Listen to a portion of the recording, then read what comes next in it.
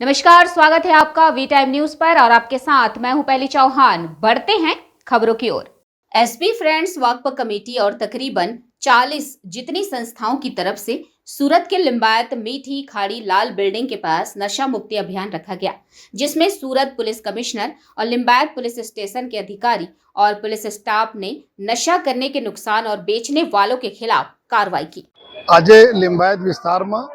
स्वतंत्रता दिवस शुभ पर्व पे एक आ વિસ્તારના લોકો દ્વારા કુલ 40 જેટલા ટ્રસ્ટ જો કામ કરે છે જો પ્રજાહિતો માટે એના નેજા હેઠળ એક નશા મુક્ત જો है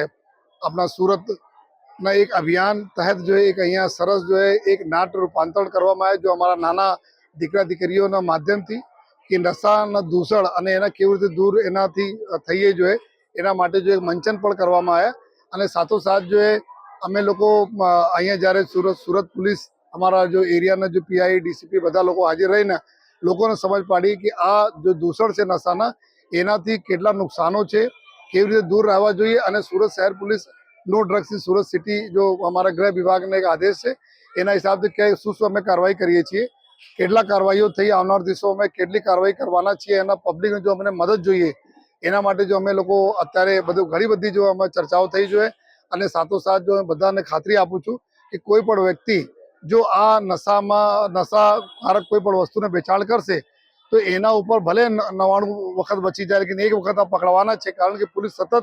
આ લોકોનો ઉપર જ છે જો અને એક વખત પકડ્યા પછી જો એના જો બી કોર્ટમાં સજા થાય આ રીતેની ઇન્વેસ્ટિગેશન અને પછી જો પ્રોપર્ટી આ લોકો વસાયેલી છે જો આ પ્રોપર્ટી બી અમે લોકો જોઈશ કે અગર ઇલીગલ છે તેના બી ડિમોલિશન થશે જો અને પીટ એનડીપીએસ એક્ટ છે જેમાં જોગવાઈ છે કે આ નશા બેચીને જેટલા બી પૈસા એના ભેગા કરીને જેના નામે ઉપર પ્રોપર્ટી વસાય તમામ પ્રોપર્ટીનો જો સીઝર કરવામાં આવશે જો તો અમે બધાને વોર્નિંગ પણ આપીએ છીએ એવા લોકોને જો આ બધા ધંધામાં છે અને સાથે લોકોને અપીલ પણ કરીએ છીએ कि आप कोई पण संजोगों में आपना घर परिवार यार मित्र कोई भी हो तो आ चीज़ों में नहीं फंसाए जो है અને જ્યારે પણ જરૂરત પડે તો અમારે પોલીસને કોન્ટેક્ટ કરે। અમારા વેસુ પોલીસ સ્ટેશનમાં એન્ટી નાર્કોટિક સેલ એસઓજીના જો બ્રાન્ચ છે આ ચાલુ કરવામાં આવી છે, ત્યાં બી નશા મુક્ત કરવા માટે જો મદદ કરવામાં આવે છે।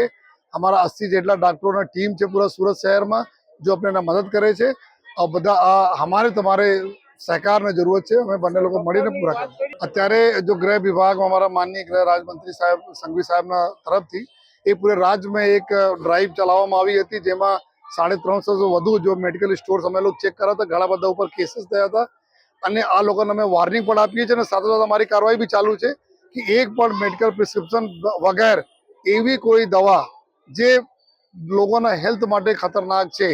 એના આપશે તો એના ઉપર બી એનડીપીએસના ગુના અમે દાખલ કરીશ, એના પૂરા સીલ કરવામાં આવશે અને એના સજા બી થાય આ પ્રકાર અમે કાર્યવાહી કરી જેથી આના બી ચેતવણી છે कि आप कोई ने हेल्थ साथ खिलवाड़ न करें। वी टाइम न्यूज के लिए सूरत से अंकित दुबे की रिपोर्ट।